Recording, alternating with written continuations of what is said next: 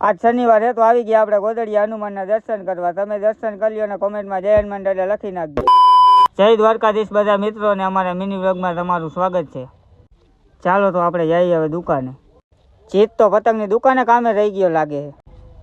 પછી આવી ગયા આપણે દુકાને ને આપણે પછી દુકાનમાં જોયું તો દુકાનમાં જ કોઈ હતું જ ને. પછી હું આપણે આપણું કામ કરવા માંડ્યા.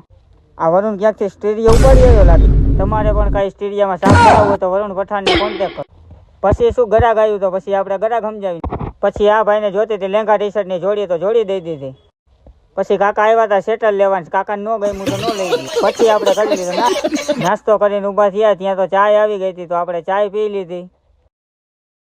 આ ગરાગ આવ્યું તો બદલાવા, મને કે શેઠ બદલાવી દીધી. મેં કીધું શેઠ હું નથી, ઓલો રી અને કયો બદલાવી.